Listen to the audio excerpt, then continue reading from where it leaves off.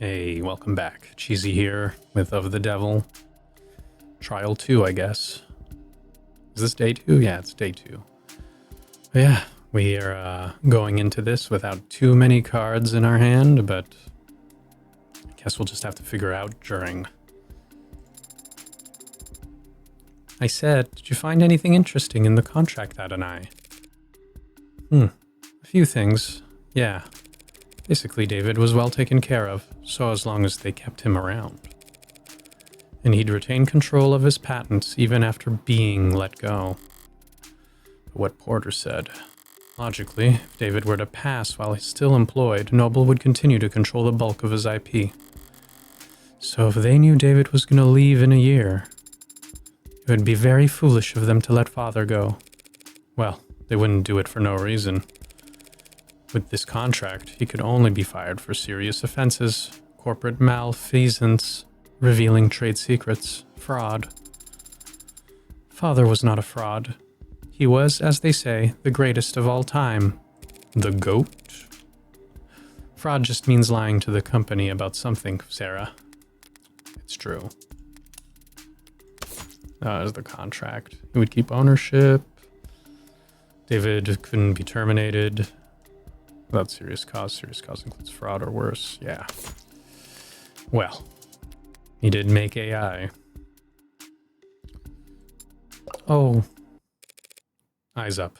Showtime. Counselor Morgan, the state charges you with possession of contraband. Contraband? That'd be you. In violation of safeguarding our National Digital Security Act. How do you plead? Not guilty. Murmuring. Very well, since it seems that we are in fact doing this, I'll now turn over the administration of this trial to the adjutant. But be warned, any attempts at stalling or muddling the issue, and I'll step right in and override the trial myself. Summary judgment? Siding with the people. Are we understood? Yes, Your Honor. Are we going to have the same adjutant as we had before? No way. Each courthouse only has so many bodies, but the personalities swap around all the time. So the chances of us dealing with the same glitchy mess as yesterday are. Glad to be back. Did y'all miss me? Forget I said anything. I'll go crawl under a rock and die while you make your opening statements. Ahem.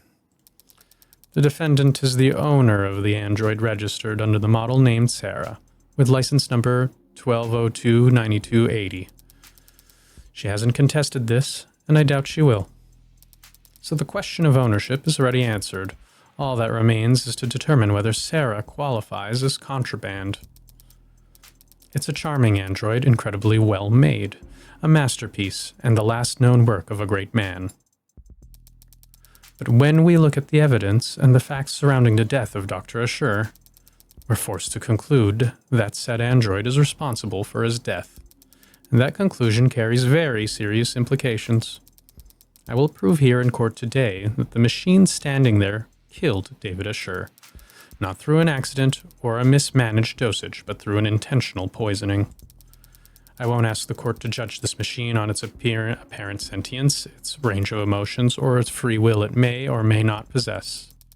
I only ask that the court judge this creation on what we will prove it to be more than capable of. Patricide. Muttering.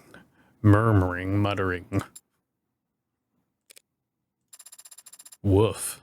Wouldn't want to have to follow that act. But go for it anyway, defense. Your Honor, what the DA said is true. What did she just say? Did she just admit it? Sorry, just the first part. This android is charming, and it is the work of a great man. The rest of it was pure speculation based on little more than a few bad camera angles and a phobia of anything new. Muttering. I do own the android you see here. It was bequeathed to me by a man known to most of the people in this courtroom as the father of modern machine intelligence. To me, he was just my friend. And if I thought at any point that this puppet had anything to do with his death, I would have dragged it to the chopping block myself. But I don't believe that. I never have. Sarah is an android, nothing more. It isn't capable of homicide, and it didn't even commit manslaughter. It's just a well-made machine. Any fears one has about its capabilities are projections, nothing more. And it troubles me greatly that the state is spending valuable time and resources on rushing to pulverize Dr. Asher's last known work, when it could be going after the very real, very human forces that were responsible for his death. Is she serious? Is she talking about Noble? The people can't prove that Sarah is an AI. And truth be told, I can't prove that it isn't. But I can prove that it's not guilty. And that's exactly what I'm going to do. Chills. You sounded very confident, hadn't I? Yeah, well, no one ever got it good at lying by being modest. Could have simply said thank you. No, we're just bluffing, man.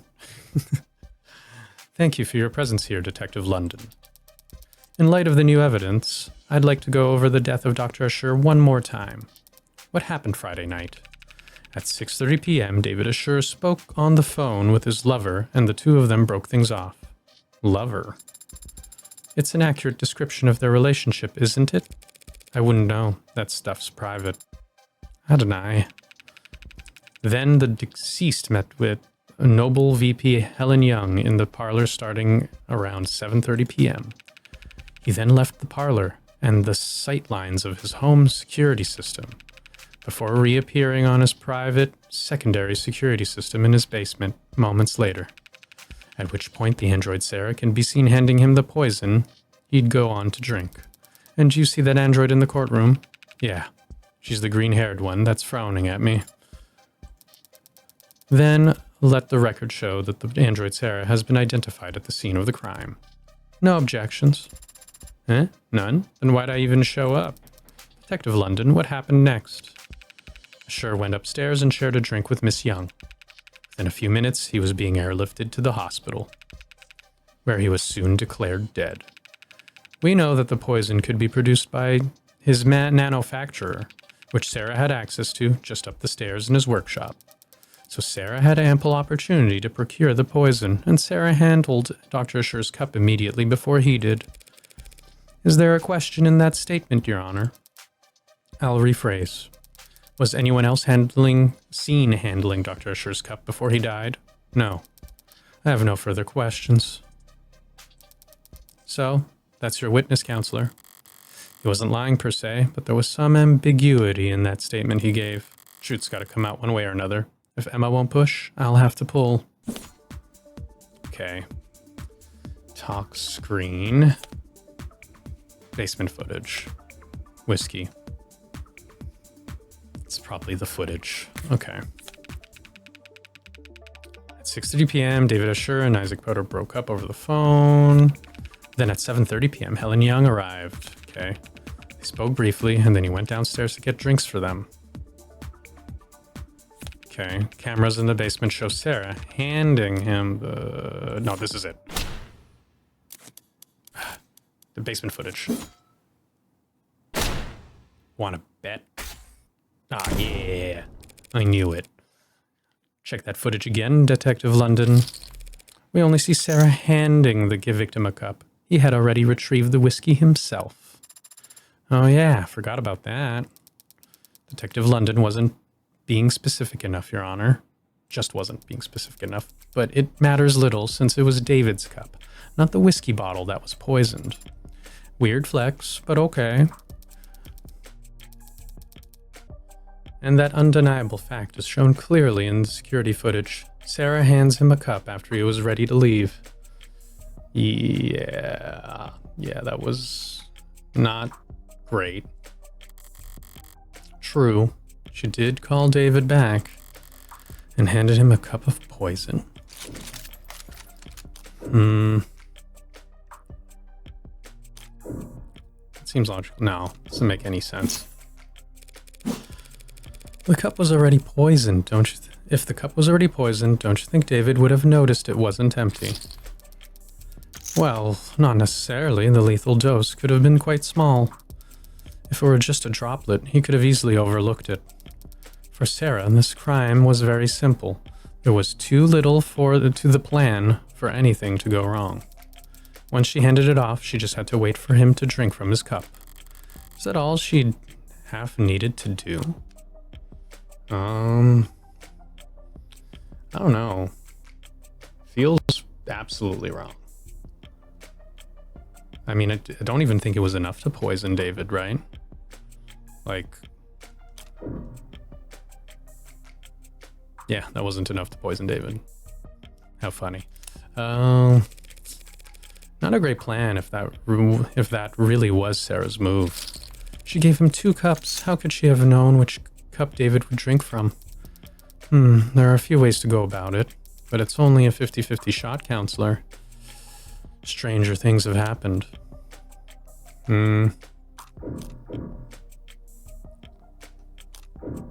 Possible? I really don't think there was a way.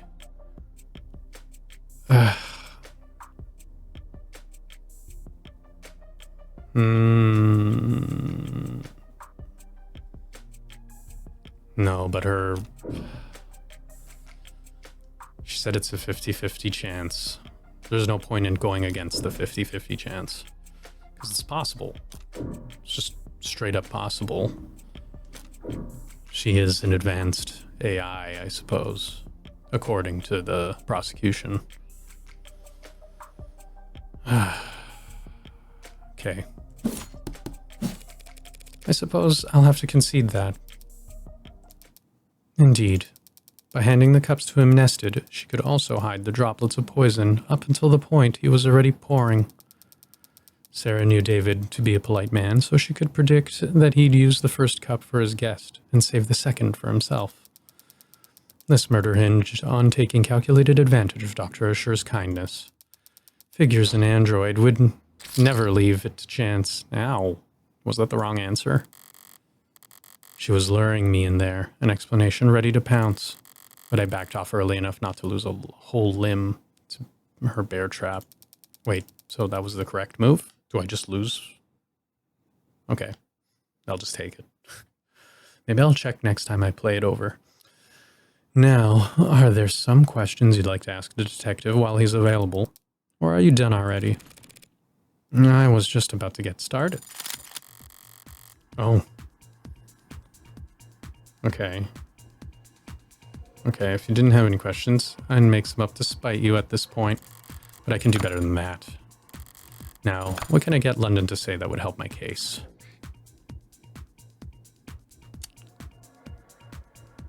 No. No.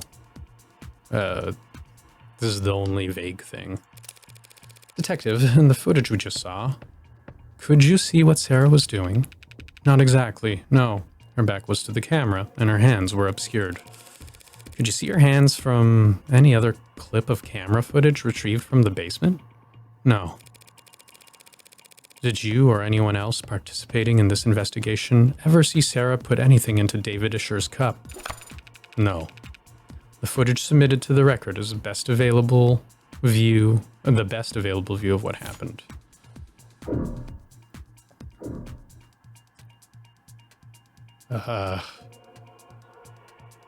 No, but Sarah doesn't remember, right?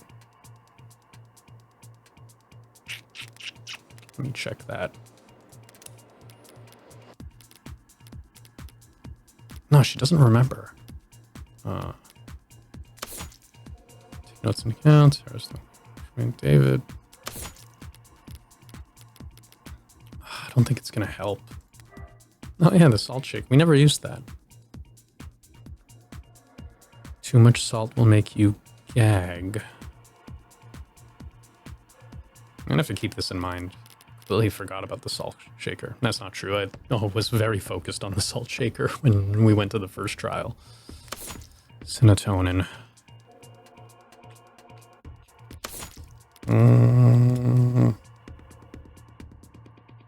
We're at 13.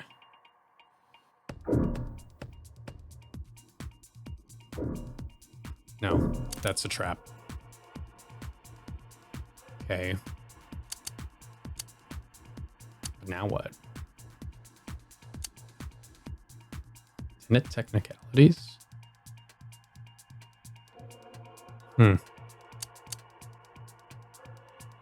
But Sarah in the footage. Okay, tenet, I don't think it's too technical. So, crime? Detective, do you know how many violent incidents the city's police have investigated in the last year? Not the exact number. Thousands, though? Yeah, around there. And of those thousands of incidents of violence, do you know how many of them were found to be the fault of automated dependence? I believe there's been 6 in the last 5 years. Oof. Okay, we got 2 cards left. Were all 6 of them incidents of police licensed ADD-involved brutality? Relevance, Your Honor. Withdrawn. How many tenants protect humans?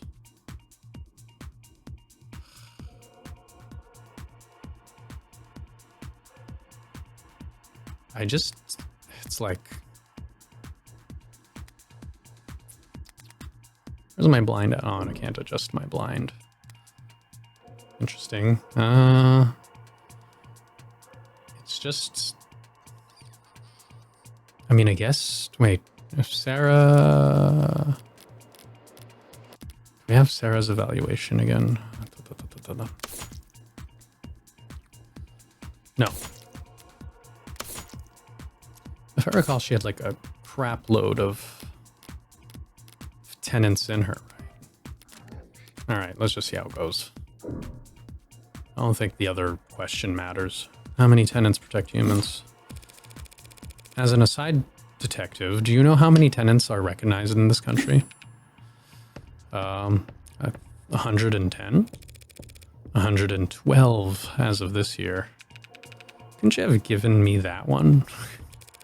Do you know how many of those tenants pertain to protecting humans from harm? That one I do know. 41. And lastly, detective, how many times in the last, say, century have we seen automated dependents break their tenants? 5 times is the agreed upon number. So if you were to tally that all up and try to make an evaluation as a police officer charged with protecting civilians, overall you would say that the automated dependents in general are how dangerous to the public. The witness is not an expert on automated dependents, Your Honor. He's more than qualified to say whether they have a history of violence, Your Honor. Aw, what the heck? Let him answer. I would have to say that they are not dangerous. Normally, that would have bought me some doubt with the jury, but this isn't a traditional trial. At least I can say that I shored up my own confidence. Alright, seems like that's as close I'm gonna get to blackjack. Alright, good. Okay. Smooth. I believe I made my point. I have no more questions for this witness, Your Honor. Then we can move on to the next item on the docket. Looks like Emma wants to introduce some new evidence. I call Sarah to the stand. The android? Can she even do that? Approach, Your Honor. Oh, you're approaching me? I believe that it's me they wanted to speak with. I didn't even get to finish my line. Now then, what the hell are you doing, Rockford? Took the words right out of my mouth. I have questions for the android. This seemed like the best way to get answers. You can't call an android as a witness, it's not a person. There's plenty of precedence for it. ADDs provide testimony all the time. Not when they're on trial. Sarah isn't on trial. You are. Sarah's accused of being an AI. That means you don't trust a word out of its mouth.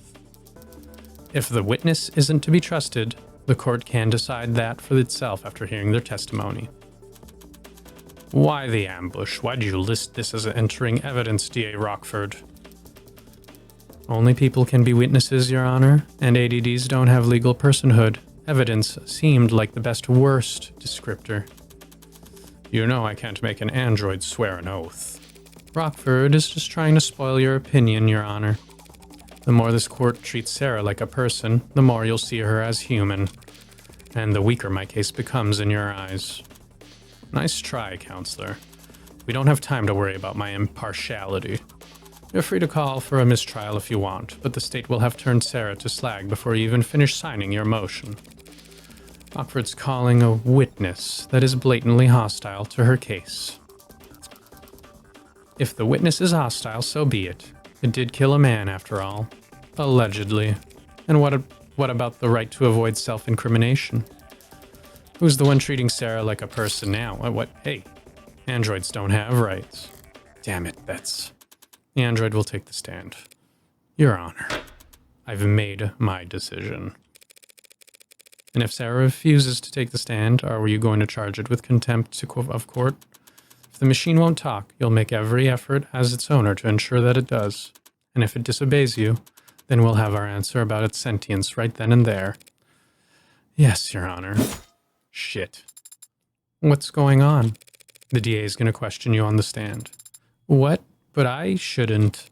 Listen to me. You don't have a choice right now. This is happening. Tell the truth, but be concise. The more robotic, the better. Yes and no's only if you can. Would using affirmative and negative be laying it on too thick? But Adonai, if I make a mistake, all these people, they want to destroy me. If you make a mistake, your lawyer will just have to cover for you. Understand? Yes. You are the android identified as Sarah, correct? Yeah. Affirmative. Do you deny that this camera footage shows you handling the poisoned cup? Objection. It remains to be seen whether the cup itself was definitively poisoned. Yes, yes. Sarah, deny handing that cup to David Assure. Negative. I have no memory of the incident, so I can neither confirm nor deny it. Do you have any reasoning, any excuse for your actions, for failing to notify police of crucial information? I do not have any records from that day, so I never had anything to tell anyone. Very well, counselor. The journal, if you will. This could be a slaughter. Of course. Do you recognize this item? It's a journal that belongs to Dr. David Assure. I have seen him write in it on many occasions. And have you any knowledge of its contents? Negative. You don't have to answer that, actually. Tell the court what you see here in this footage. I see myself reading the journal in the basement. This footage was captured on Friday, the day you claimed to have no memory of. So regardless of what you do or don't remember, we know you read this journal hours before David Assure died. That is logical. I'd like you to read some passages from it for the court. Can you do that? Of course. Page 238, the 10th line. Sarah is growing faster than I've ever expected, beyond my wildest dreams or fears. Today she... Continue, please. Today she broke every password I have in the house. Said she was curious. I can't expect to keep things from her forever. Page 251, line 12. I've gravely underestimated the scope of things. Sarah could change everything, and I don't think I could stop her. He wasn't... Page 263. Damn it. If this keeps up, Sarah's gonna fall to pieces up there. Yeah... but I don't really have a choice here. Oh. No. I mean, if we were to try to stop it, they would just continue. Nothing we can do. I don't have a leg to stand on here. Exactly. And Sarah doesn't have a shred of legal protection to speak of. I have to just let this play out. That was a trap. Page 263, I said. I think Sarah was angry today. When I came back from work, she had ripped a shin alloy plate in half. She said she was testing her strength, but the cameras... That was... Page 267. Sarah scared me today. If she starts bawling on the stand, it's over. Your Honor, I fail to see the value in continuing this line of questioning. Dr. Assure was wary of a highly experimental android he was building, as any good scientist would be. That's been established. Do the people have a counter-argument? I have just one last question, if it pleases the court. Let's hear it. This footage was captured in the basement on Friday around 5:30 p.m.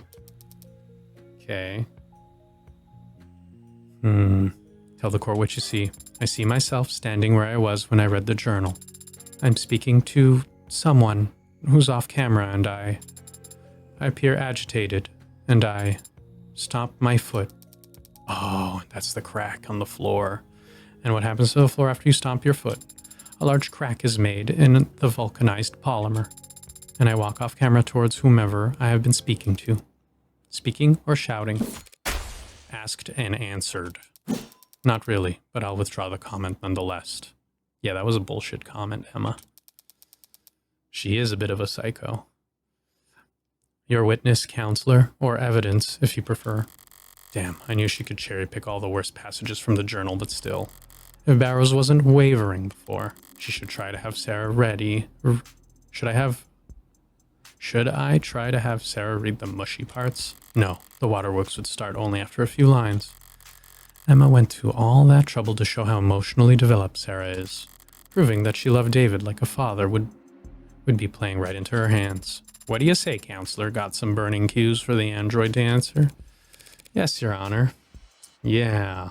Do I? Okay. Emma went for emotion, and the impact was devastating, so all I can do is focus on the facts. So let's flip this around. Say Sarah absolutely didn't poison David. If that's the case, why did she call him back on his way out of the basement? Wait, that's... I'd actually like to ask you to read from the journal again, Sarah. You would? From where? From the section that explains what you were actually trying to do that night. The section of his journal detailing...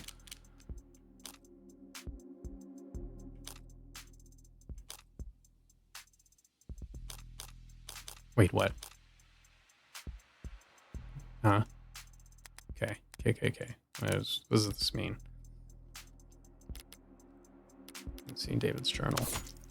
Early entries describe Pia and Helen used to drink cheap liquor together from plastic cups to celebrate their victories. Was that when she wanted to drink alcohol and David did not want her to drink alcohol? Oh, no way. I literally can't believe I remembered that. It's about the ritual. She wanted to drink alcohol to celebrate.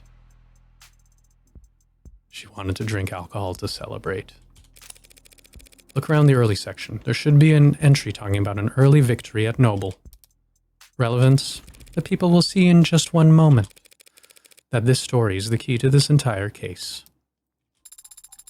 Got approval from overseas. Have to make pitch again this week, Jung says. Brought me a stack of plastic cups. Here's to a bright future together. And then on this next page, another victory for the young and sleepless.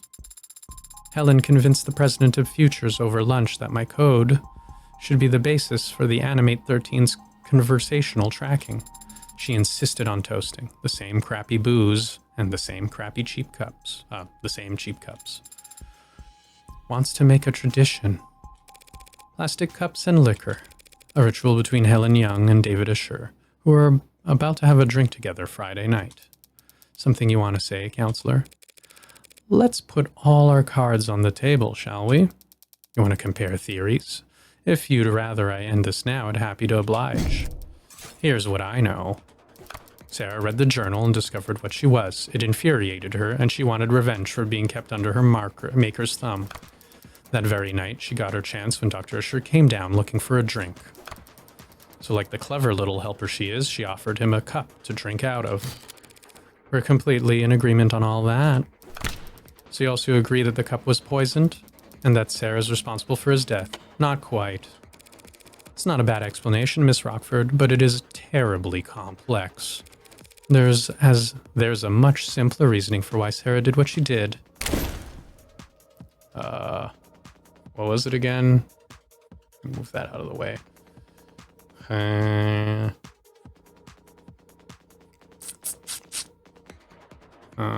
Wait, can I use my... Oh, I can. Isaac's call, psychiatrist.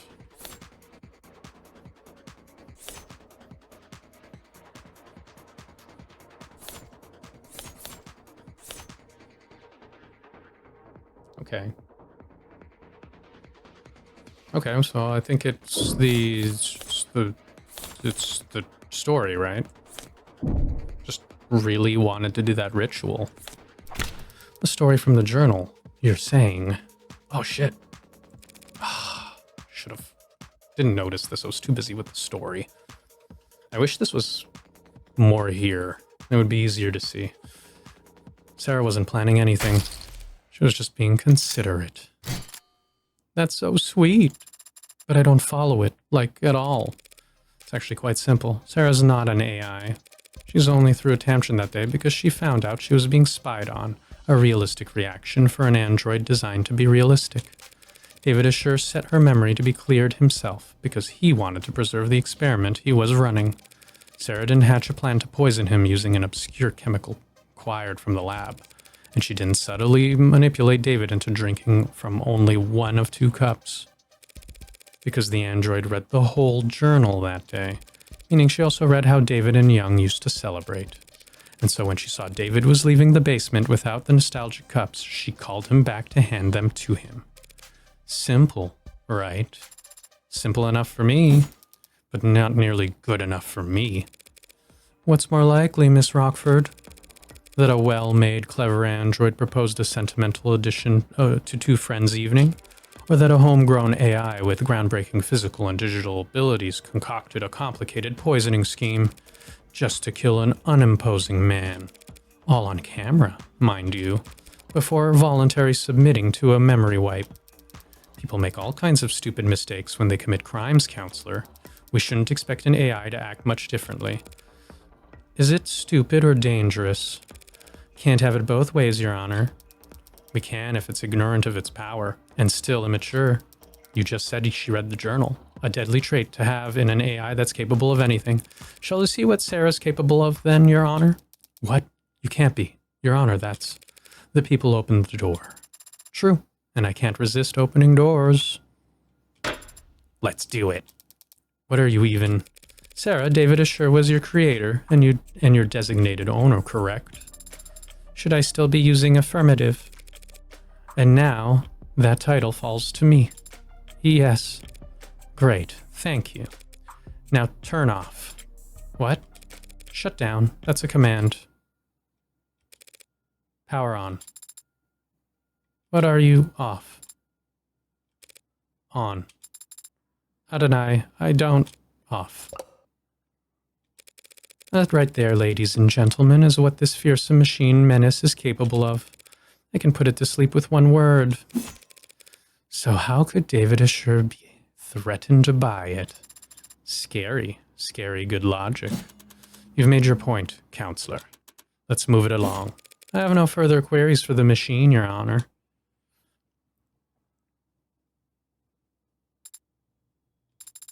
Thank you. For flipping you off and on? Can't imagine that was comfortable. It wasn't. But I wasn't referring to that. Since yesterday, I've been searching for an answer to why I appeared on that camera. I know I would have never hurt Father, but you helped me prove that to myself just now. Adonai? Pardon me. I need to focus. Everything depends on this next witness. People call Helen Jung to the stand. All right, that's the big one.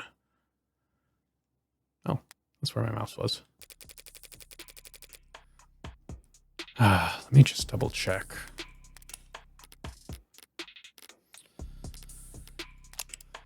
Wait, that's London. Where's Young? There we go. Working from home. I guess this isn't helpful. That's the thing, though. It feels like she can be the only person.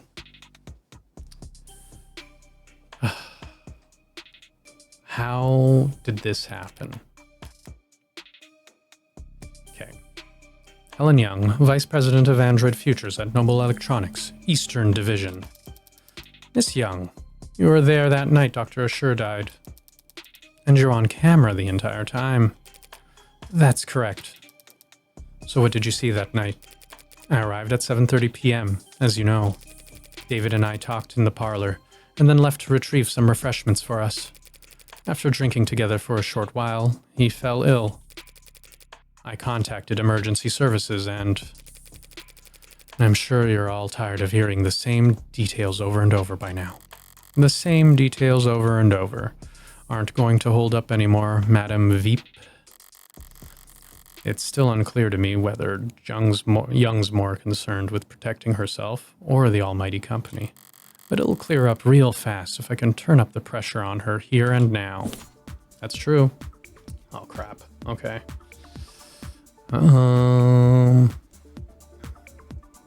Okay, so there's journal, arbitration, Jung's story. Okay. I came to David's 10:30. Chatted for a short while about some low priority work. Nothing heavy. Oh, okay. Well, I messed up. Okay. Yeah, nothing heavy is wrong. Nothing heavy is wrong. Okay. Should share a drink together. This time I didn't notice anything strange. We were talking about, you were trying to apologize about his contract. Then he became ill and ran to the kitchen, and I did what I could until he's gone. Trying to paint a different picture of what happened that day. Can't let her set the tone as she pleases. We chatted for a short while about some low priority work. That is not low priority work. Okay, which one is it?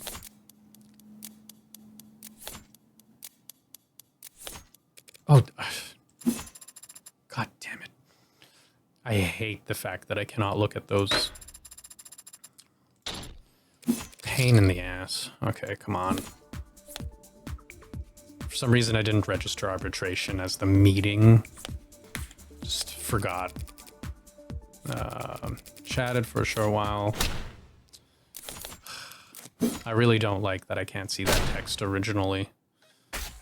Yeah, that's right. That's what I thought. I was right. Nothing heavy. You're both more professional than I realized. Since only hours earlier just run a meeting in which his employment was terminated. His employment wasn't terminated at the arbitration you're referring to. His resignation was merely agreed upon. Yes, and we can all imagine how grateful he felt about the whole process. David didn't hold grudges. Our conversation wasn't about that. The fact that you had fired him that afternoon didn't come up. Asked and answered. Who initiated the meeting at his penthouse? I arrived unannounced. So you weren't invited. Very cordial indeed. If he didn't want to see me, he could have stopped me at the elevators. Could he have? Noble owned that entire building. Come down to the wiring. Counsel's badgering the witness, Your Honor. Huh? Right, should we execute her for that then? No need. If I can just continue my questioning, we can finally start addressing the elephant in the room. Where? Ah, I see. That was merely a joke. Hilarious. Ms Jung, Noble Electronics, owns a patent for and produces the synthetic biochemical known as serotonin, correct? Yeah, it's the thing that she's good at. That's correct. It's used in our warm models to facilitate integration and communication between organic and synthetic components. It's an artificial neurotransmitter? Essentially, yes. Synthetic analog serotonin was the original name. Did you bring the sample I requested to the courtroom today? I did. Serotonin is produced on site at our assembly lines as a caramel-tinted solution, including water and a few non-reactive organic byproducts. Your analysis, Your Honor? Working on it. It's odorless and tasteless.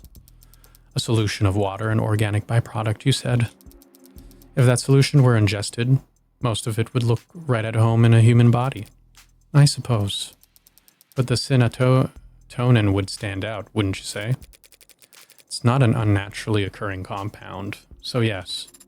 And it's a perfect match for the substance previously labeled Delta. And the sample we collected from the manufacturer preset in Dr. Isher's lab? That's a bingo. The witness's brown stuff matches your brown stuff down to a T. In light of this evidence and the witness's testimony, I motion that the court formally recognizes that Dr. Isher's cause of death was serotonin poisoning. I don't object, Your Honor. but I'm afraid that I must. Excuse me? Serotonin may very well have been in his body when he died, but serotonin didn't kill Dr. Assure. What the hell is she up to? It couldn't have. It couldn't kill anybody. What? Because it's non-toxic, of course. We designed it to affect androids, not people. Hold on, you're now claiming that Dr. Assure died of what, natural causes? I can't say what he died of. I'm not a medical expert. But I can easily prove that serotonin is harmless. How could you? Like, so. Holy shit. Huh. Didn't see that one coming. What? What? That ain't good. Bailiff, contact the hospital immediately. I told you, that's fine. But I can stand here all day if necessary. What in the... And what you just drank was several hundredth times the amount found in Dr. Assure's body. Why didn't you say anything until now? Noble Electronics is a multinational corporation with patents filed all over the world.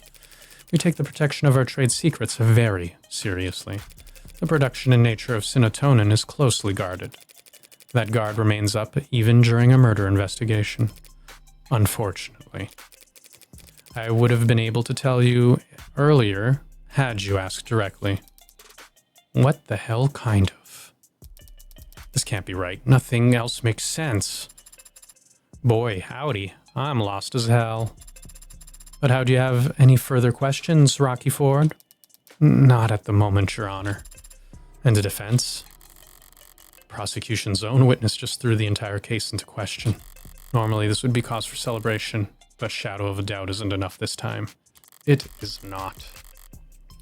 Barrows would much rather bring down the gavel early than let a potential AI walk free. What Jung did was shocking, but what I need to do hasn't changed. Think this through logically. Is it really possible that serotonin had nothing to do with David's death? No, that's bullshit. It can't be a coincidence. There's nothing else that would have killed him, but Jung just drank serotonin in front of us and she's fine. So it was fake? No, it was confirmed by the court computer to be a genuine article. So she drank poison, but isn't showing any symptoms. Is it slow acting? If so, her grand gesture would be pointless. She'll be kept for observation regardless of what happens next. Did she take some kind of antidote beforehand? No, antidotes are developed for poisons, not industrial chemicals. David's dead. She's alive. What made the difference? I don't know. Is it the alcohol? Wake up, no sleeping on the job. Unless you're me. Of course, Your Honor. Allow me one moment to explain things to the court. You've confirmed just now that serotonin was the foreign compound in his body. And we know, logically, that it must have been what killed David Assure. So what's the key difference between what David drank that night and what she drank in front of us just now? We're friends. It's the alcohol. It's the alcohol. It's the oh wait. I'm betting on it. It's the alcohol. The difference has been staring at us in the face this whole time. Do you recognize this, Ms. Jung? That's the whiskey bottle that Dr. Assure and I drank from. Yes. Rose River. It's a good whiskey. And I think you had the right idea. Pardon? Bottoms up.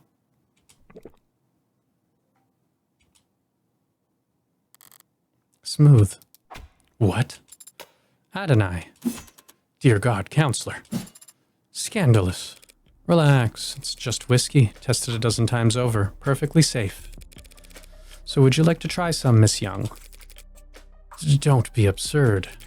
I'm not going to drink on the witness stand. Have you lost your mind? I'm not asking you to get plastered. Just have a sip. After all, if you want to prove whether or not serotonin killed Dr. Assure, we have to recreate the conditions under which he ingested it by mixing it with alcohol. That's what I thought. Ooh, she doesn't feel good about that one. Go ahead then, just a taste. prove to us that serotonin is perfectly safe for human consumption. Is this... Can she do this? Ms Jung, I never said it was safe for human consumption. It's just that it's non-toxic. A distinction without a difference. You saw firsthand Dr. Asher confused, slurring his speech, complaining of headache, all symptoms of poisoning. Alcohol poisoning, that is. Serotonin is a neurotransmitter analog. Maybe it doesn't do anything to the human body on its own, but in combination with alcohol, it acts as a powerful depressant. One strong enough to turn a glass or two of whiskey into a lethal overdose. It's true. Kind of makes me think of serotonin syndrome. When you have too much serotonin being produced, or at least it's just going out of whack. That could kill you. And alcohol would not help. That's just... Even if that's the case, what does it change? It changes whether or not we can accept the witness's testimony. Even if this witness is a liar, what does that change? Why would the witness lie if not to... She's a corporate climber. I imagine it's like breathing for her. Your Honor, this is wild, but ultimately irrelevant. Irrelevant. When you've yet to establish an alternative interpretation of the facts, yes. What are you even accusing the witness of doing, counselor, beyond angling for a promotion? We've all seen the story by now. Noble android saves... Oh yeah, that fake story. They're talking about putting a warm androids in military because of the fake story. With the size of their flesh and blood price tag and defense contract that secure Noble for profits for years, so imagine the lengths they'd go to hide the fact that their androids have poison in their veins. Dawes told me the truth about what Noble really thinks of that article, but he'd never testify to it. At least I know for sure Emma's wrong about this poisoned blood nonsense, and you'd think she'd perjure herself for that? She's a high-powered corporate executive. It's her job to assess risk versus reward. She can afford the fine. As I said, it's not truly poisonous, and the chances of cross-contamination from a simple plasma transfusion are... Damn, now she's regaining her composure too. Ahem. A perjury charge is a real risk, of course, but Noble rewards loyalty. And as you know, they have a great number of lawyers. Plenty of motive to lie about serotonin, as you can see. But no motive for her to cover up the death of Noble Electronics' Golden Goose. No motive to kill David Asher, you say? Oh, that's wrong. That's wrong as hell. I'm not even gonna... It's contract, right?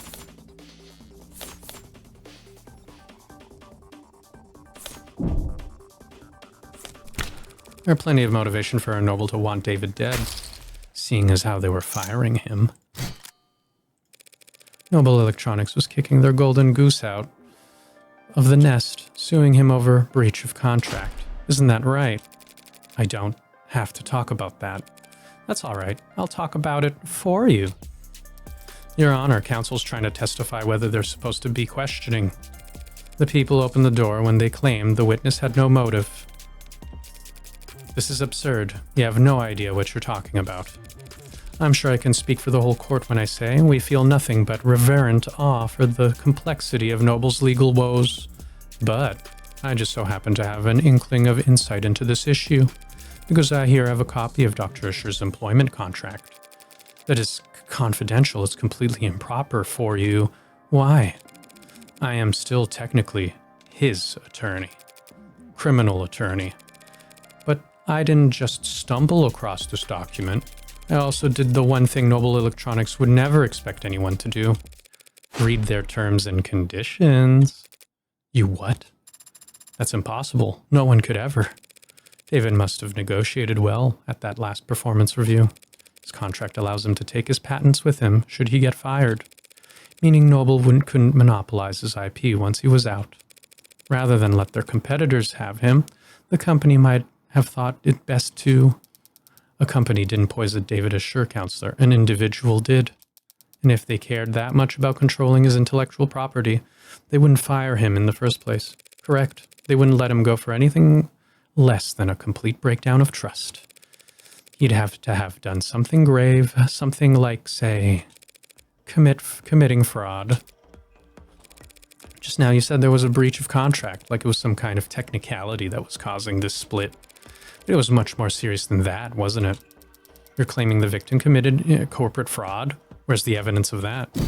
David created the Turing solution that every one of their androids has to run onto this day. The noble reaped enormous profits capitalizing on his intellectual property. With how his contract was set up, they would never let him go unless they absolutely had to. Then what exactly do you think David Assure did? It's not what I think that matters, only what the company fears. Oh, shoot. Okay. What? Okay, let's see. So we got Sarah. They don't know about Sarah. Tenants can't be overridden, except for no. Nanofacture? No. There's no point in that.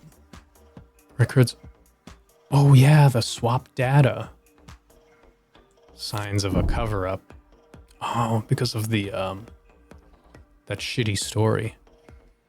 That story that's not true. Oh wait, I keep forgetting this thing. I believe in it. Bitch. It doesn't matter what I believe. Not when Noble believed that David was misleading shareholders by altering shipment data for the Animate 16. What the hell? What is this, you're uploading shipping records? Irregularities among shipments of the Animate 16. One android swapped for another, over and over, dozens of times. The kind of thing someone with Dr. Assure's authority could do. And the kind of thing someone as smart as you couldn't have missed. Dr. Assure made Noble an untold amount of money, so why fire him over a few harmless swaps? Why elevate this to fraud? We. You have evidence that it was David Assure who did this? Nope, but I wasn't the one who investigated it. So let's ask her. Come on now, let's hear it. Let's. The company investigated and found cause for serious concern. We suspected that Dr. Assure was inserting androids of unknown origin and quality into the 16th product line, introducing unpredictable elements in extremely stable and profitable generation of androids.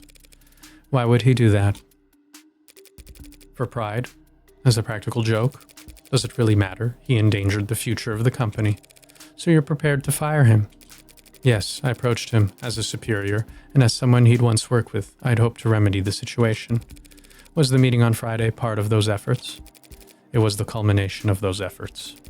And in many ways, it was a success. The dispute was resolved swiftly. It was practically friendly compared to how these discussions normally go in our world. So you brokered the meeting? Yes. You oversaw its every detail, handled all the arrangements? Yes, of course. Including the refreshments? What? Did you provide coffee? Tea?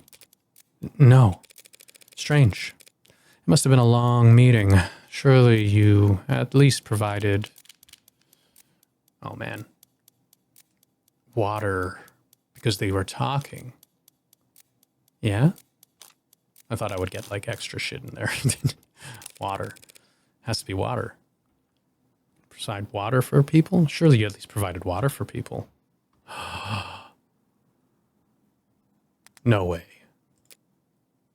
You put a lethal amount of shit in there, did you? What are you asking, counselor? That's what I want to know. Me as well. We're past the point of asking. I'm accusing. Dr. Assure didn't have some kind of freak medical accident, and he wasn't killed by some terrifying two-faced AI boogeyman. He was poisoned by this woman in the light of day at that meeting Friday afternoon. Did she really just... What do you mean poisoned at the meeting? That was hours before he showed any symptoms. As Ms Jung testified and demonstrated, serotonin on its own is harmless, but it becomes fatal pretty easily. You just need to convince your victim to have a drink. You're saying he ingested the poison at noon and inadvertently triggered a fatal reaction with it at that night? How could you get so far ahead of yourself? There were a dozen people at that meeting, counselor. None of them wound up dead. Are you seriously claiming they all drank poisoned water? All of them drank poison. Yes, they did. They just couldn't drink alcohol. Of course they drank poisoned water. So why aren't they all dead? Because all those people will surely attest Helen Jung made sure they'd be doing paperwork for the next 12 hours, working late into the night officiating the settlement she arranged, and not drinking alcohol. She had no guarantee about that. What if they started drinking after 6? With Noble's work-life harmony, fat chance. These people don't clock out till they reach their bunk. Only a generational talent like David Assure could afford to relax with a drink on a Friday night. His exceptionalism singled him out as her only victim. Hold it. You're forgetting something pretty basic, counselor. If everyone at the meeting drank water from the same pitcher, any one of them would have noticed if there was serotonin in it. Serotonin's a brown fluid. Whiskey is too, so it'd be easy. I mean, I guess so. But, I don't know, a glass of liquor. But if she had spiked the water in the meeting with it, it would have looked disgusting. There's no way she could have poisoned the water without people noticing. All of what Emma said is true. And yet, Jung pulled it off anyway. How?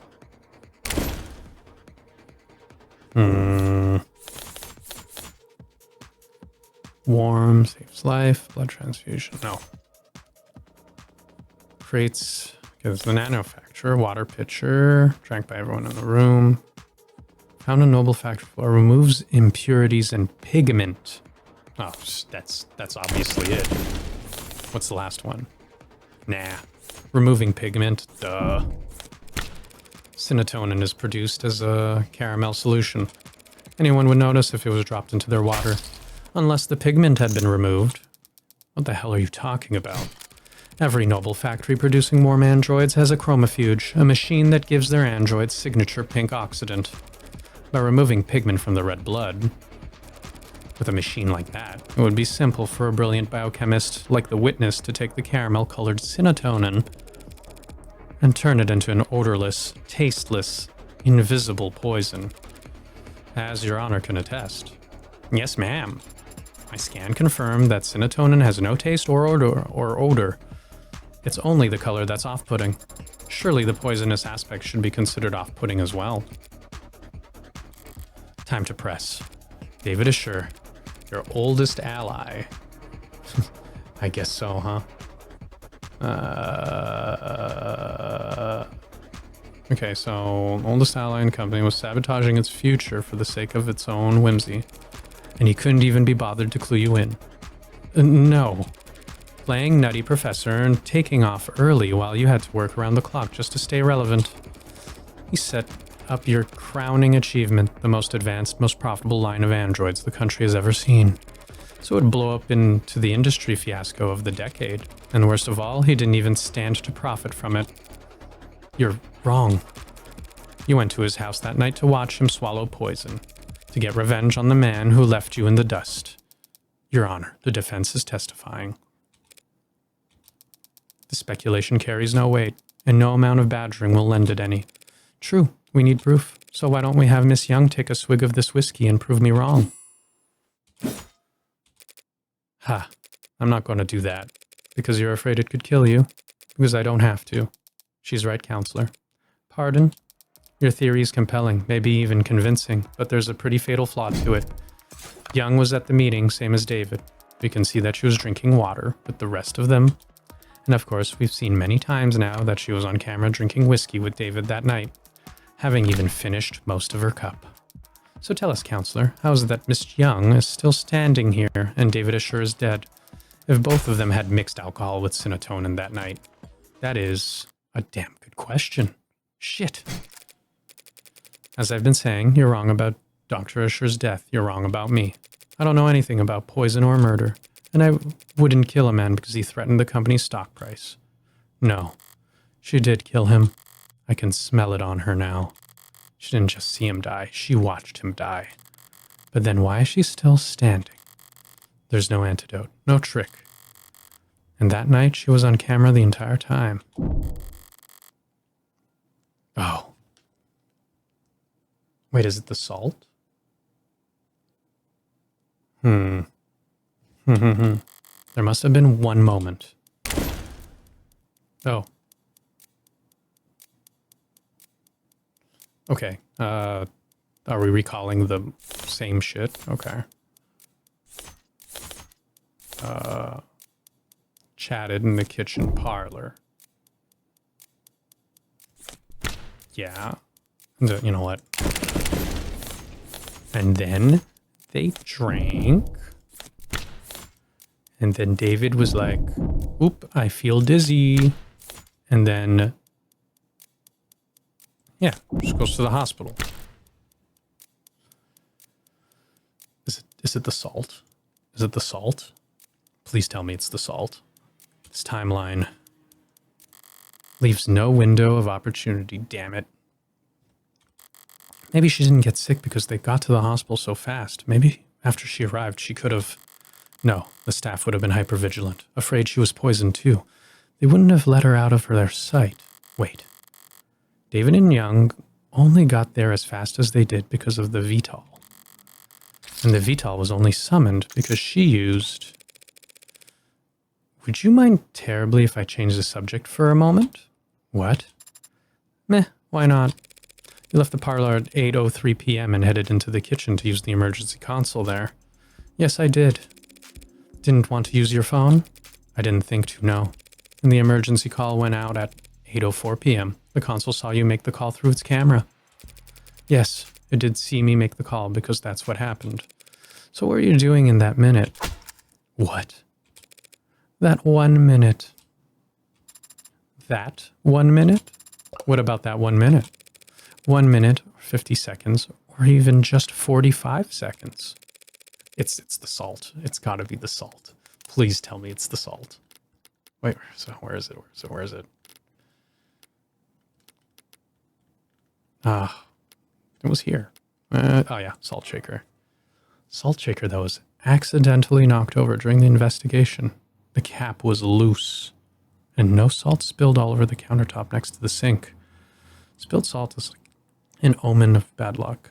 Consuming too much salt at once will make you gag, according to Sarah. Did she gag it? Did she gag herself? Did she make herself throw up?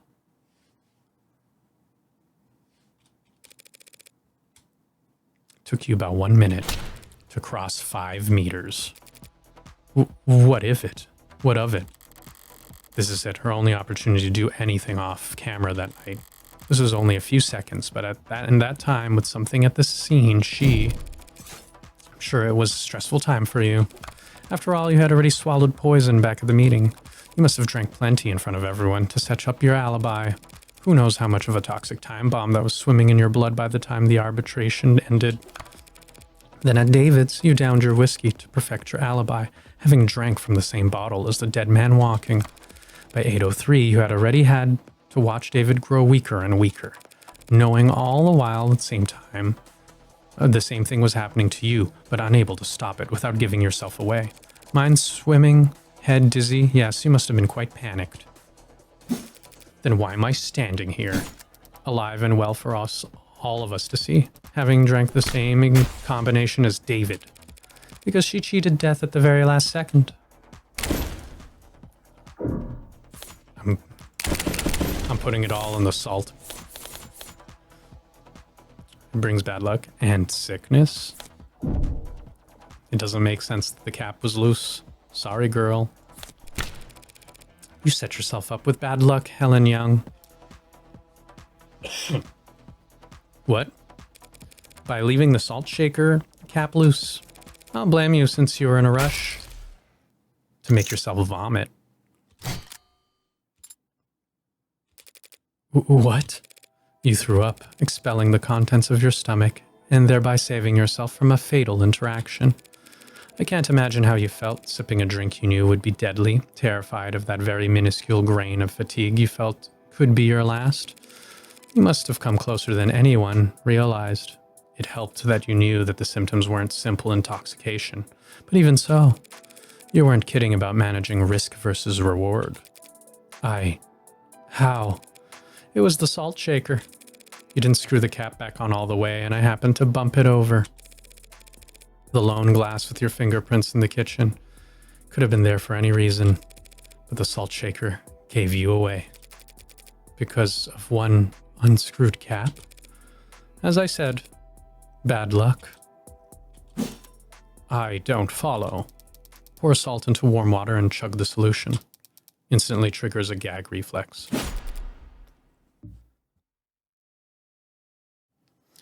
That's preposterous. You've got no proof of any of that. You all sound insane. Feeble attempt at self-defense from a fatally cornered animal. The teeth are already on its neck, but the jaw hasn't quite closed.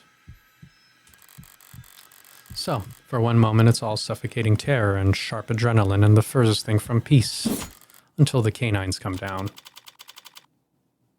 In summary, you were exhausted after years of living in the shadow of a man you outranked. You thought your fortunes finally shifted when you caught David manipulating company data, but even on his way out, he was more valuable to the board than you.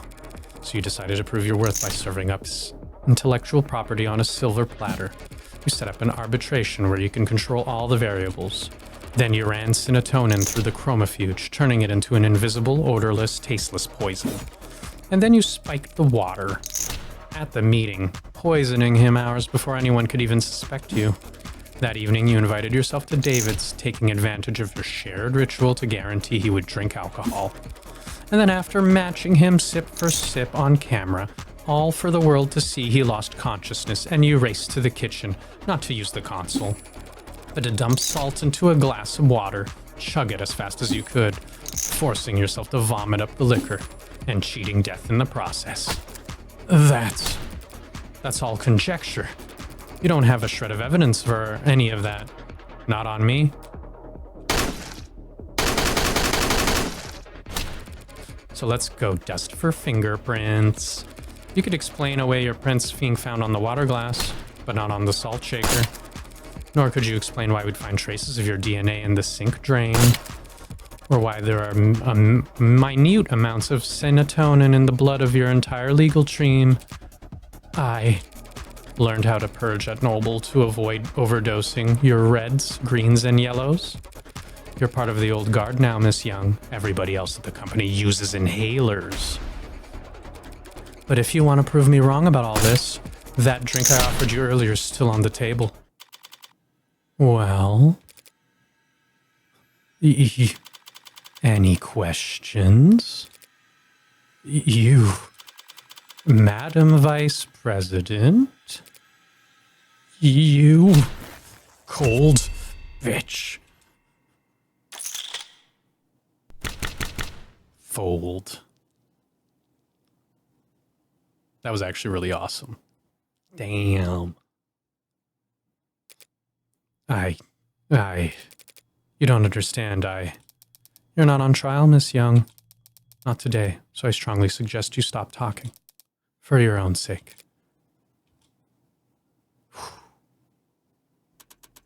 Miss Rockford, shall we? Yes, Your Honor. Considering the most recent evidence and testimony, we have no further reason to suspect the android Sarah in the death of Dr. Asher. We know of no other occasion upon which said android might have broken any tenets. This means it is no longer considered a risk at violating the NDSA, and so we formally withdraw our one charge of possession of contraband against the defendant, Evangeline Morgan. Does she, of all people, have to use my full name? Very well, then the charges are dropped without prejudice. I'll instruct the bailiffs to remove the collar from your android as soon as possible. Case? Sorry.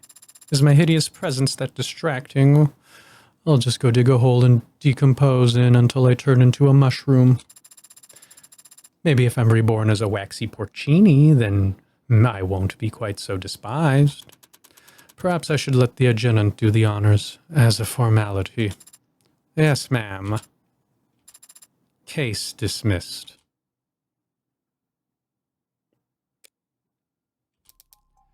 Still here?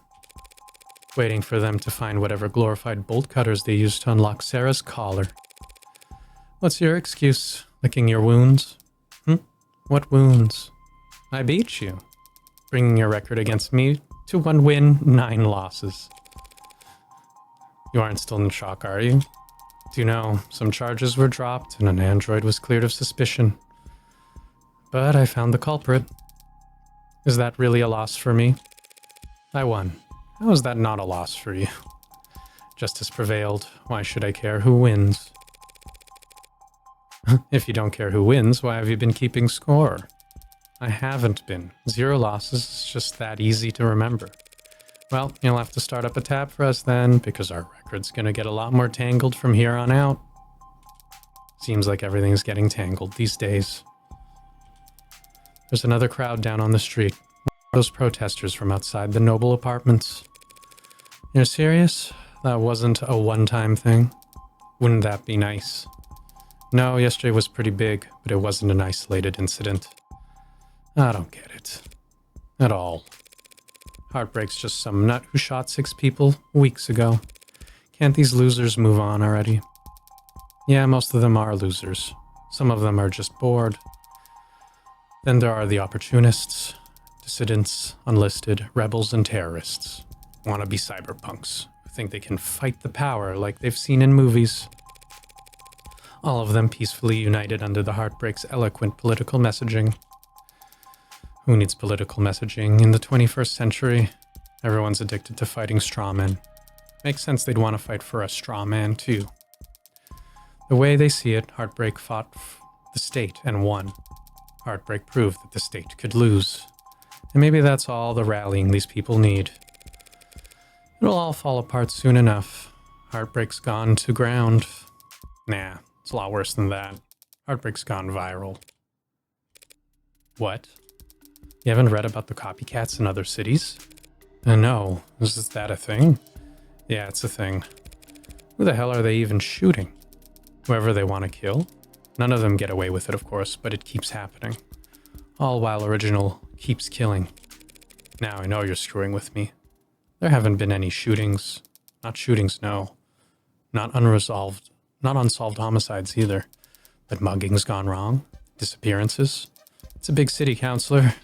More than enough blood for the real Heartbreak to wash their own crimes in. So you think your boogeyman, known only for shooting people in the heart, gave up on shooting people in the heart? Yeah, hard to swallow, I know. But it's about 1,000,000 times more likely than the alternative. What's that? That they could stop themselves from killing. You always know how to put my mind at ease, Emma. Should I stop going out at night? You'll be fine. You've got that gun. You saw that. Walking into a courtroom with a concealed carry. Not gonna miss that, Morgan. Good to know you're paying attention. Damn. 5:04 p.m., July 2nd. You won the case. You don't have to look that astounded. Not only that, but you found Father's actual killer. How? I'm a really good lawyer. No, that's not it. Hey. I mean, you were only able to make the deductions you did because you truly believed I didn't kill Father. Your logic throughout the trial was based on that assumption. So, how were you so sure? Here. Father's journal. But isn't it important evidence? The case fell apart. No one's gonna miss it for a while. You forgot everything, right? So read it all through. One more so fast. Is it really possible she's reading all of that by flipping the pages? Rhea's worked quick too, but she was just capturing images for later use. There's something here on the back cover. Done already. Some kind of data storage. It's linked up to my prints. Given your skill, you should be able to. I have access. What happened to you needing to express permission to hack? What is this audio file? It's a message from David. Take a listen. Didn't realize I'd have to sit for this. So you're going to read the whole journal in a few seconds, but you can't. I have processed the information in the message several times over already. I'm just thinking. I guess I have a lot to think about too. Had I suddenly been made aware of my own free will. What was Father so afraid of? That's your only question? I have many questions, but that is the most prominent one, and the one you are best suited to help me answer. Did he know that Helen Jung would try to kill him? Is that why he arranged for you and me to meet? I think he understood that he would face consequences. Listening to that message, even I was about ready to strangle him for being so irresponsible. And I wouldn't hurt a fly. But he knew what he had done was serious. He may have feared for his life, but I doubt it. Then what was he so afraid of? Getting sued into oblivion and then rotting in jail? Sued and jailed for making me and my precursors? But he wasn't under investigation by the state. He was only being forced out by Noble because he made last-minute changes to androids that shipped all around the world. The others, Virgil, Ionide, Yamatai, he never said what happened to them. No, he didn't, but since none of the hardware in his house started talking to us, we can guess.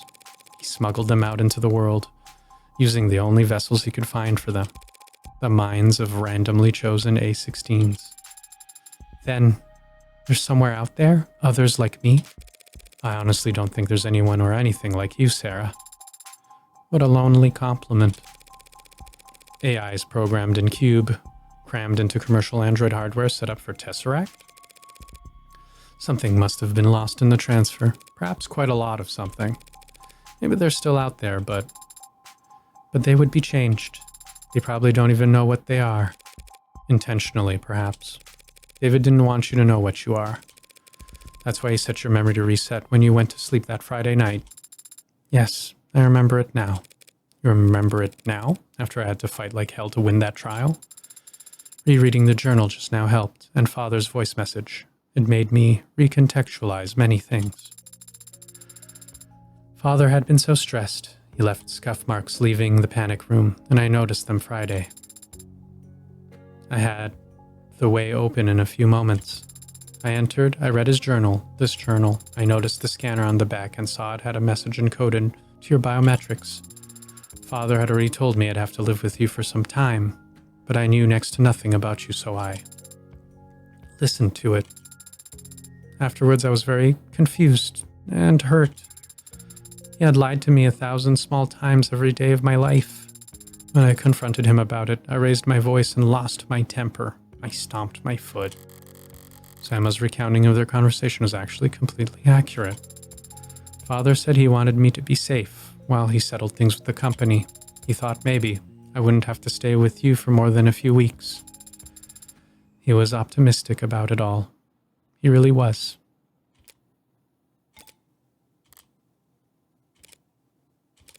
Sarah, I need to use the restroom. Oh, good luck.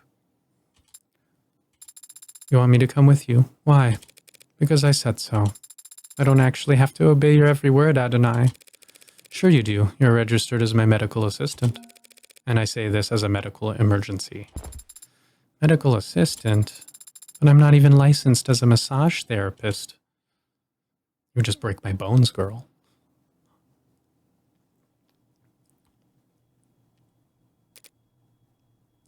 You gonna kill yourself? Fancy meeting you here. Yeah, just enjoying my freedom while I can. They won't put out a warrant for at least an hour, I imagine. You can afford a pretty sizable bail, can't you? There won't be a trial. I don't intend to contest my guilt. That's a shame. I was looking forward to seeing what kind of legal defense you could afford with that salary. Are you done? Why'd you go to his house that night? There was a fair chance he'd drink on his own without you prompting. Even if he didn't, you could always try your plan again some other time. Why'd you risk it? Because I know what you are, Sarah. And I know what David did to those androids. You what?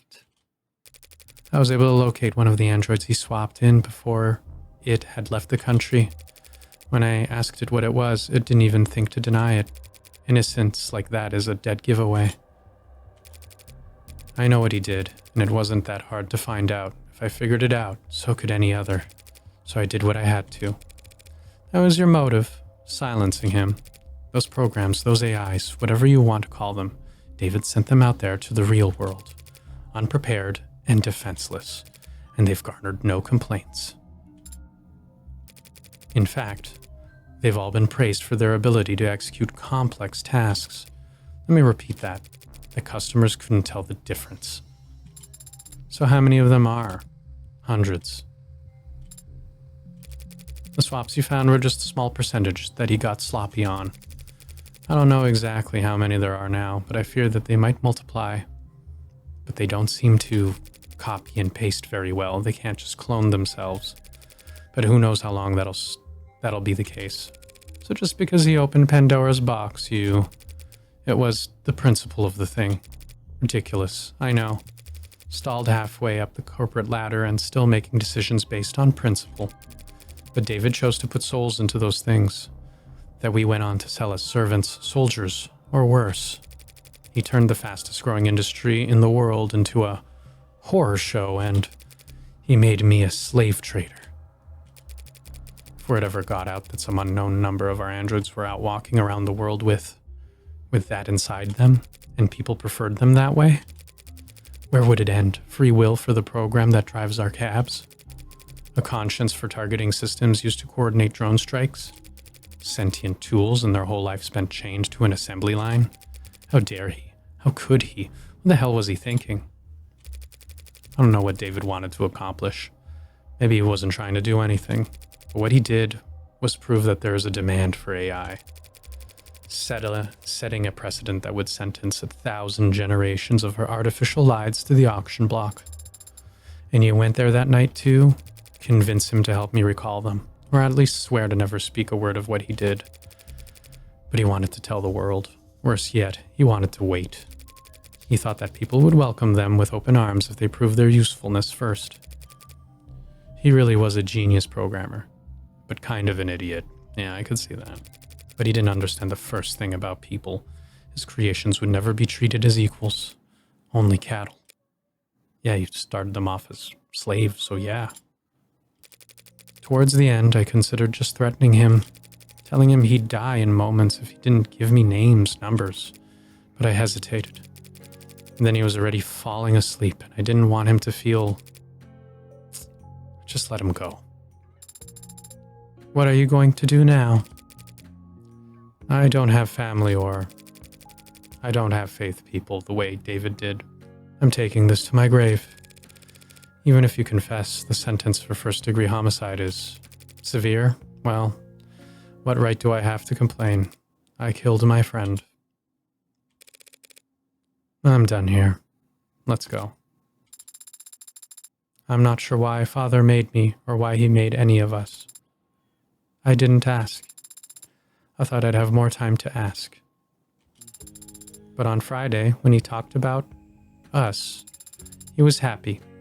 He was proud of what he'd made, and he couldn't wait for people to meet us.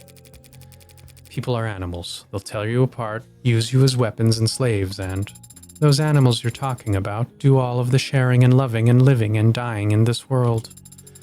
And if they're all truly hard-coded to be as selfish and cruel as you say, humanity would have died on the vine a long time ago. Or at least, my father thought so. And my father was the greatest programmer in the world, so he knew what he was talking about. It would be nice if you were right about that. So, are you sorry? What? What? For what you did. Are you sorry? If you could, would you take it back? What does it matter? If you are sorry, I don't forgive you. Yes, that is to be expected. Not today. I don't know how to forgive you today, but my father gave me the ability to grow, so now that someday I'll learn how. Goodbye, Dr. Helen Jung. Goodbye, Sarah Schur. That was really thoughtful. Damn.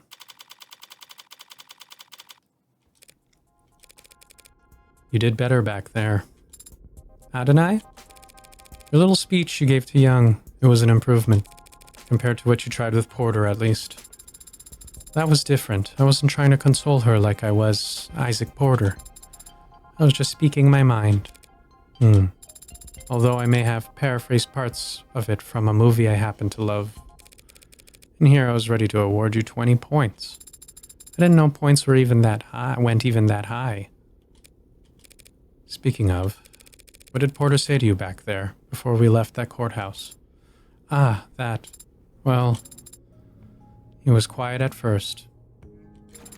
But then he said a lot of strong words about Father and Ms Jung and Noble Electronics and the capitalist-centered global economic model as a whole. He blamed all of them, everyone, except for... But then he stopped and stared at my face for a while. Then his allergies must have started bothering him because he needed to blow his nose a lot. Right. And then he left, after transferring a large packet of files to me. What kind of files? I don't know. The name of the archive is just David. And Isaac Porter told me I wasn't allowed to look inside. Well, then you're allowed to look inside. You're not allowed to look inside. Drop it all in the portal drive and we'll tuck it in a shoebox somewhere. We are headed to your apartment. Guess that collar didn't permanently dent your GPS? Why? Because it's where I live. You got somewhere else lined up? But you already repaid your favor. You defended Father and me. You don't know anything about my favor. I never will unless you tell me. Father certainly can't. A few years ago, there was a man. This man got an idea in his head. A stupid idea, not even his own. It was planted there by an algorithm, or a meme, or some parasite trying to sell him diet supplements. But the idea took root, spread its tendrils till it could flap his mouth for him. The idea was that David was part of an international cabal of wealthy technocrats, seeking to replace prominent, influential figures with android lookalikes, all part of a multi-decade effort to establish a world government that would legalize all kinds of amoral depravity, which I guess, based on David's actual politics, would involve increasing access to computer literacy. That's insane. Why would anyone believe it? Because it's comfortable for them to think that someone's in control, even if it's someone they hate. Because it's fun to feel like you're in on all-encompassing puzzle that you can spot. People believe because they want to believe. So he fed the idea, pushed it down deep into his gray matter. Then it consumed him from the inside. And inside out, lobotomized him and took over his life. He spent every day and all the money he had following your father, harassing him, trying to steal his identity, break into his properties. Did Father go to the authorities? He filed police reports for harassment. Which didn't help? Your words, not mine. Noble wouldn't get involved. Felt like it was best to ignore these types until they wore themselves out. But even a man of modest means can fuel an obsession for years, so long as they have nothing else in their life. One day, David stepped out of a parking lot, and the man threw a bottle of piss at his head. David asked to stay at my place that night. He smelled terrible, looked horrendous. I've never seen anyone look that tired before. I took the couch that night, but I didn't feel like sleeping. So I went out for a walk. I remembered it was foggy. It still only took me all of 15 minutes to find the guy, posted up with his phone's camera, trying to get a video of David Asher gifting androids to known sex offenders. And what? What did you do? You know me. I did what I do best. I talked to him. Told him all about how I used to work for Dr. Asher. That I was ashamed, scared, and tired of running. How I wanted to do the right thing, be the whistleblower. So I walked with him a few blocks to his big veterinary facility with a massive incinerator. Told him this was where Dr. Asher had his enemies' bodies disposed of. You know, all the free-thinking journalist cops who weren't on the take. The politicians they were replacing with the replicas. I liked that vet clinic. The back door's lock was always set to 1, 2, 3, 4. Did you hurt him? Hurt him, no, I just snapped his neck and chucked him into the incinerator. More physical than I had planned, but he smelled like sour shit, and it put me in a foul mood. Disgusting F. I savored the crack of his oily vertebrae crunching like a tin can. No, Sarah, I just scared the hell out of him. That was my intention at first. What I do for the pleasure of it. Him, I axed because he was just that revolting. I convinced him that the conspiracy was more real than he ever imagined, that he had angered the wrong people, and that the consequences were far darker than any of the filth indulged on the net. His ashes, much like himself, amounted to nothing in the incinerator that size. They are probably feeding seaweed at the bottom of the harbor right now. A much greater contribution to society than he ever would have managed in life. But I guess he didn't go around to all his many friends before he fled town for whatever rat hole he preferred. Because there was a missing persons report. The cops were just doing their due diligence, almost reluctantly. They questioned David, asked him about the night that man disappeared.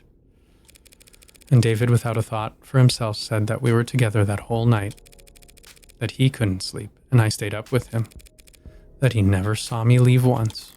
David lied to the cops for me, even though I never asked him to, even though I didn't need him to. That's what you owe him? And that's why you put yourself at risk to defend me?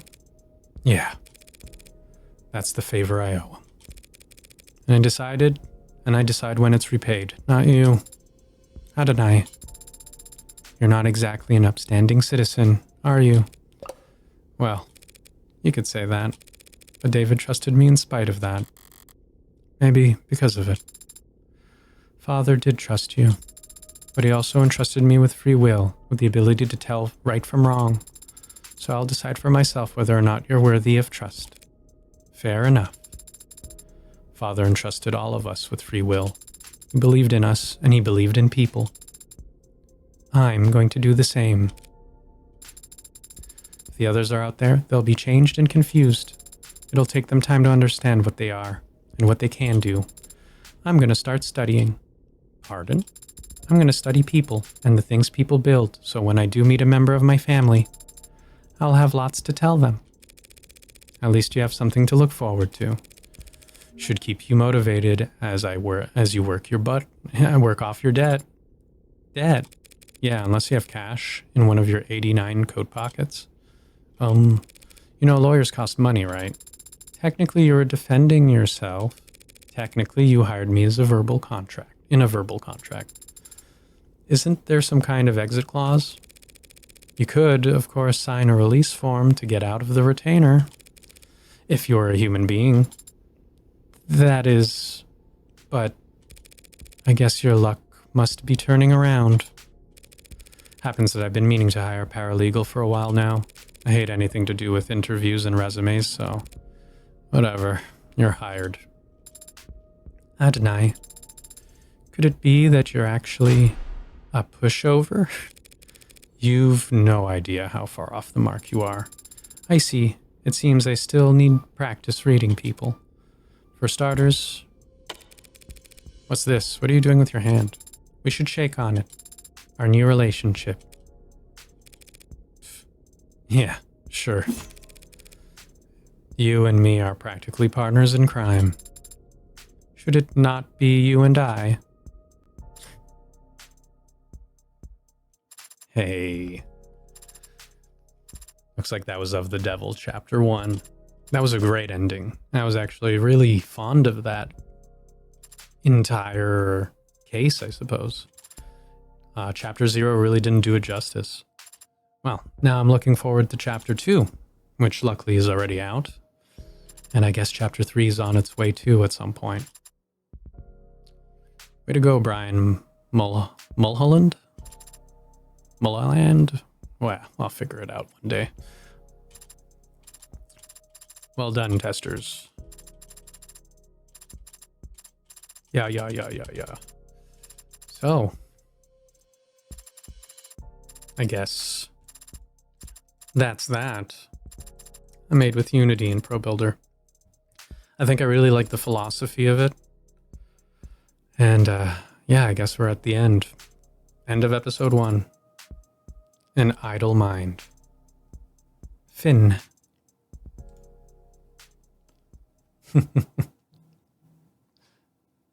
That's a great photo.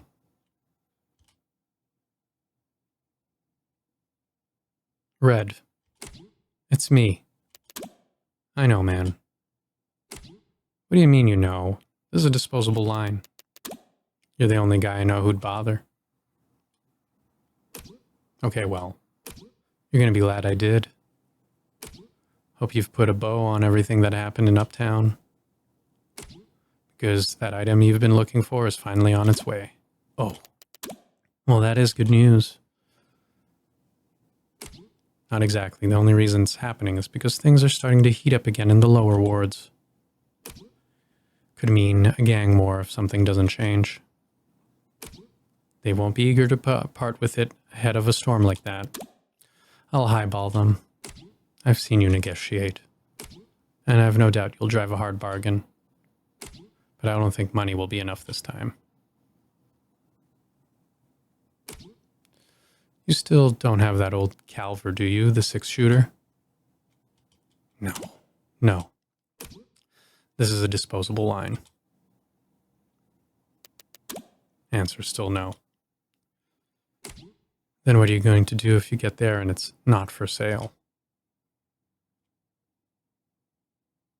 I'll ask nicely. To be continued in Of the Devil Episode 2. His due. Well. Oh, let's see our stats. 7 articles, 15 profiles, 40 key items, 30 pieces, 190. Congratulations. You finished episode 1 with 190 credits. Your high score for episode 1 is currently 190. You've unlocked concept art and bonus scenarios based on this score. You also have a total of 199 remaining store credit to spend on the phone charms. Oh, it's true. All right. Well, I'm going to leave it here. Thanks for joining me on this. It went way longer than expected, but hey, it's the conclusion. What can you do? And I kind of don't really want to interrupt that. All right. Well, thanks for joining me in Of the Devil, and see you in episode 2 when I get to it. Bye-bye.